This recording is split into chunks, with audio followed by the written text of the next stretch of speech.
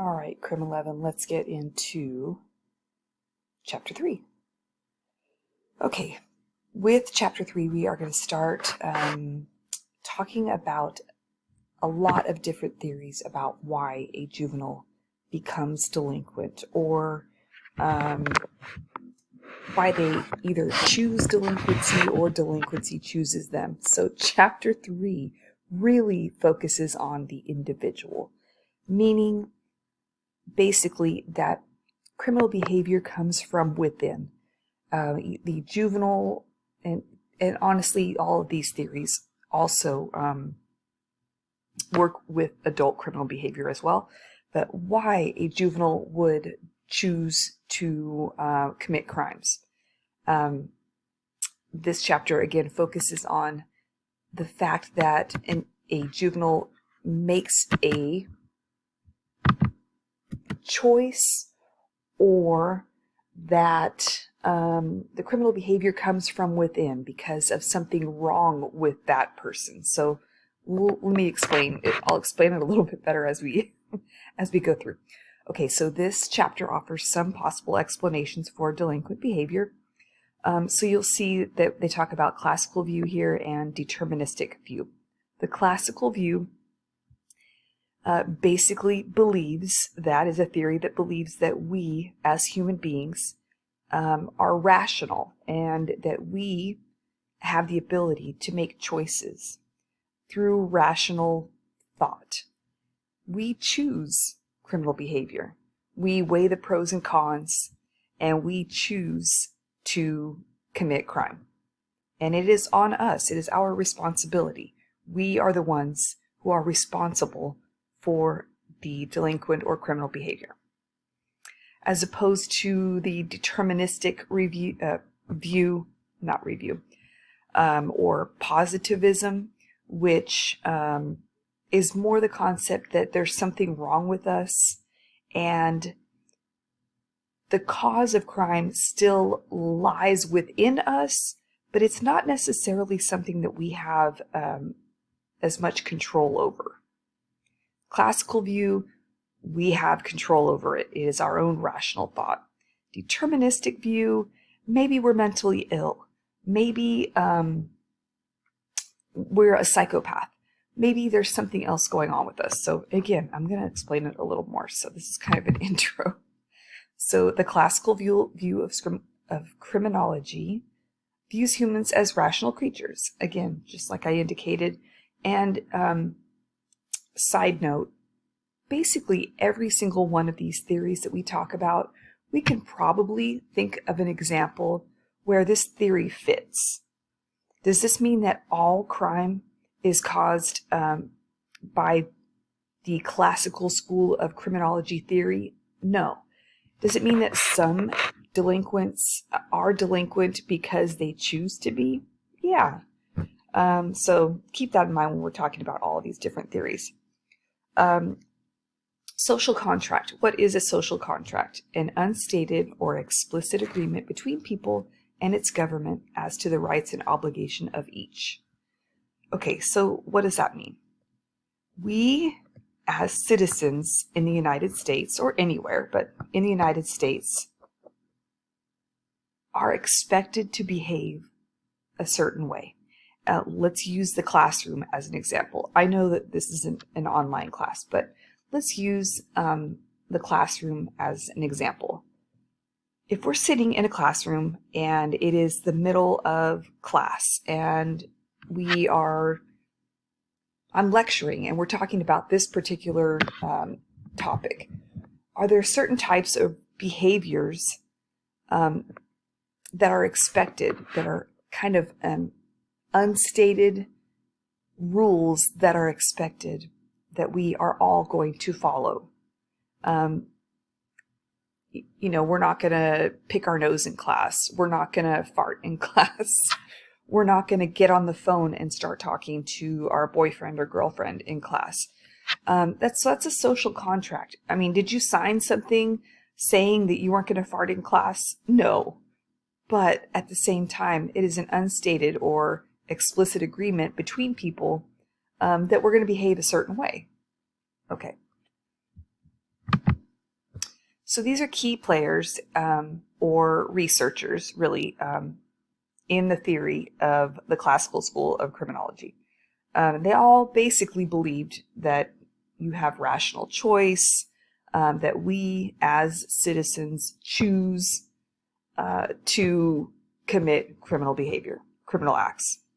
Let's see. So Montesquieu believed that the love for one's country, shame, fear, and blame should be enough to keep everyone, from committing crime.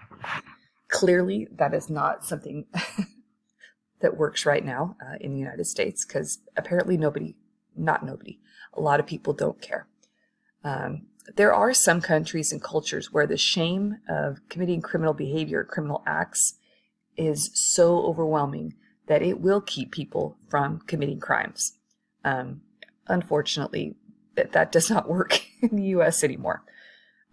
Caesar Beccaria saw punishment as a necessary evil and suggested that it should be public, immediate, and necessary, the least possible case given, proportion to the crime, and determined by the laws. So again, this is with the classical school of criminology. He believed that if people were punished immediately for whatever crime they committed, they would be less likely to commit crime again because they were rational human beings. And it made sense to them that, hey, if I do this again, I'm going to get punished, and I don't want to get punished again, especially not publicly. Okay, and then Jeremy Bentham said that punishment would deter crime if it was made appropriate to the crime. So we all have probably heard that there are countries in the world who punish people very dramatically for very minor crimes. Steal a loaf of bread and get your hand cut off. That's extreme. Does it work? I don't know, but it's extreme. But Jeremy Bentham believed that the punishment should fit the crime. It should be, if you committed a minor crime, your punishment should be minor. If you committed a serious crime, your punishment should be serious. So these are all parts of the classical school of criminology. Crime should fit the punishment. Okay. Random picture. Okay. According to the classical school of criminology, juveniles who commit serious crimes or continue to break the law are presumed to deserve punishment rather than treatment because they know what they're doing. Interesting concept, because we don't use this concept now.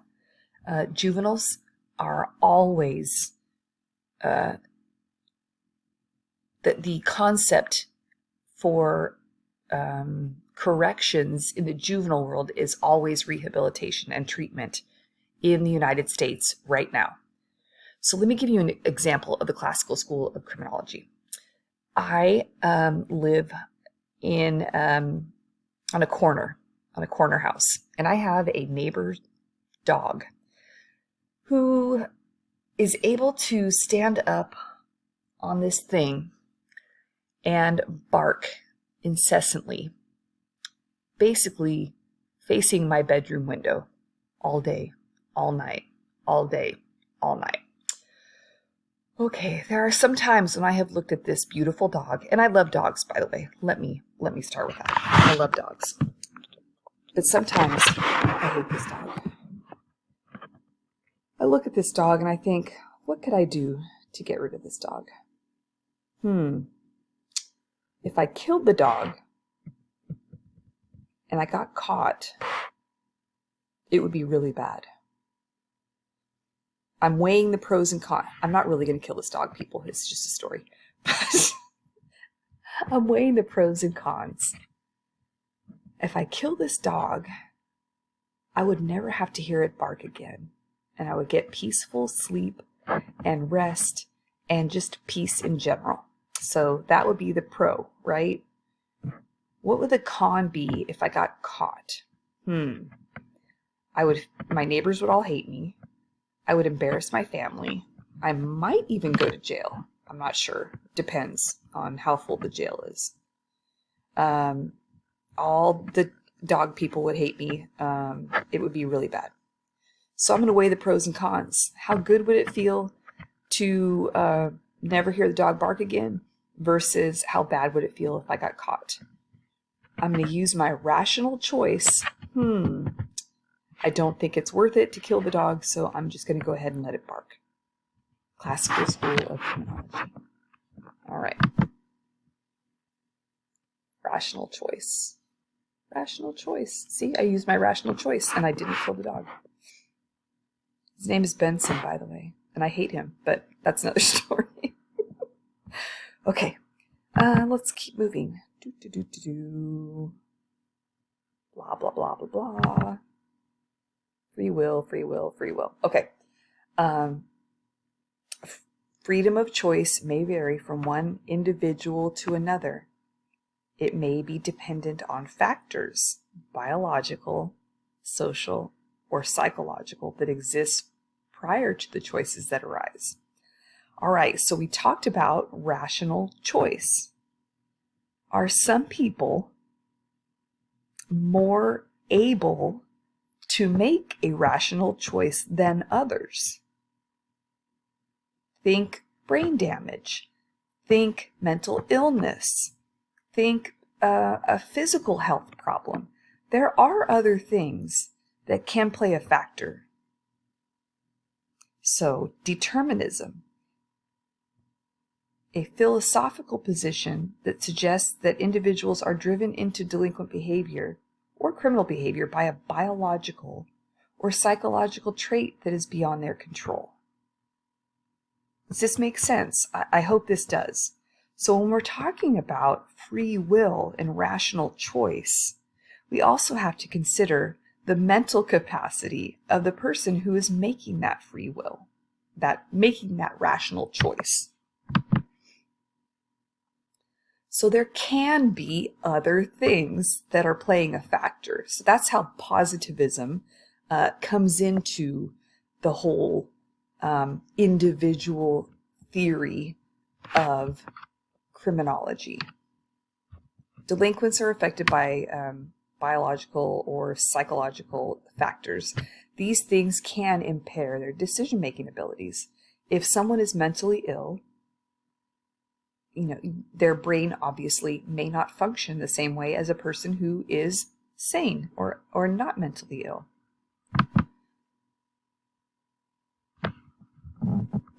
So prior to 1890, I think most people really didn't consider or care whether or not criminals had the capability of making rational choices.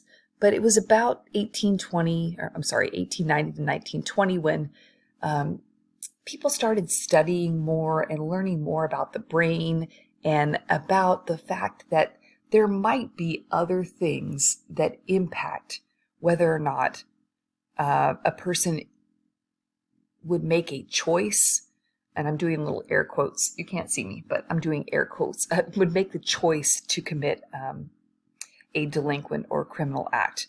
Psychological factors, biological factors, other factors that got in the way that made someone less likely to make a clear, rational choice. Let's keep moving here. And then we kind of swing all the way the other way to this these biological positivism factors. Cesar Lombroso was a researcher who believed that this is really interesting, and I should have put a picture of this on here. In the theory of an atavist criminal or atavistic criminal, he ultimately believed that criminals or people who broke the law were throwbacks from an earlier time. And basically, I think like caveman kind of looking thing. He believed that they had larger jaws, larger foreheads, longer arms, and they had physical characteristics that made them less evolved than others in society. And he believed that that made them much more likely to become criminals. And continuing with the topic of biology, a lot of studies have been done to try and see if there's a link between biology or genetics and criminal behavior. And so what has been found in a number of studies, of course, according to your book, it says a number. I'm not sure what that number is, but anyways, a number of studies have found that comparing the criminal behavior of identical twins to fraternal twins, researchers have found that identical twins who have the same DNA are much more likely to, if one is a delinquent or criminal, then both are more likely to be delinquent or criminal than if they are fraternal twins, which is pretty interesting. Identical twins share the same DNA. Fraternal twins do not. So very interesting. So studies have found, again, there's a link between DNA and criminal behavior. Then adoption studies. So researchers have also found that children who have been adopted out were more likely to follow in the same path criminally as their biological parents than their adoptive parents. So that's kind of the whole concept or idea of nature versus nurture. They might have been raised by the most wonderful adoptive parents ever, but if their biological parents were criminals, they're still more likely to be criminal, which is sad but true. Let's go. Oops, wrong one. Next. Intelligence is a possible factor in delinquent behavior. I know it's totally politically incorrect, but sorry. If a person has a lower IQ or is not particularly intelligent, there is a correlation. Although this slide doesn't really say that, there is a correlation. Thank God, because otherwise it would be really hard to solve a lot of crimes. But anyways, moving on. Numerous neuropsychological factors and delinquency. So there have been studies that have attempted to find out if there are links between all of these different things and delinquency. Psychological positivism, the view that emotional behaviors are ultimately as important as social factors in explaining delinquency. This is becoming more and more evident. Reinforcement theory, a perspective that holds that behavior is governed by its consequences, especially rewards and punishments that follow it. Hopefully this makes sense to you. If you continue to get away with something, and I don't know, stealing, for example. You're going into a store and you're stealing something every day and you don't get caught. Why would you stop? Your behavior is being reinforced. You're getting whatever it is that you want, and there are no consequences. So that would make sense. If you're getting punished every single time, you might be less likely to continue to do it. So again, hopefully this makes sense, the reinforcement theory. This can go positive or negative. Then we have the psychopath.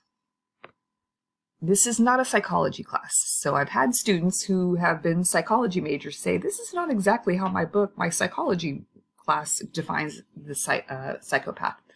So this is how our book defines the psychopath. An individual with a personality disorder or a hardcore juvenile delinquent. The claim is made that the psychopath is the unwanted, rejected child who grows up but remains an undomesticated child that never develops or trusts in loyalty to adults. These are hard children to deal with and hard to rehabilitate. And finally, we get to resiliency.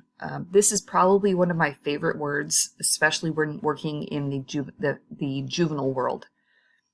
Many people do not have resiliency, and many do. If you have made it to college, you probably are a resilient human being. There are a lot of us that have been through a lot of things in our lives, And being able to, for lack of a better term, bounce back is probably one of the most important things, in my opinion, that a human being can have. And bounce back is my lay term of describing resiliency, the capacity to regain personal power and develop a strong sense of self in the face of poverty, severe family hardship, and community devastation. Pick yourself up, dust yourself off, and keep moving forward. Resiliency. And when we see that in our society, we know we're going to make it. So I think this is the last slide. Yay!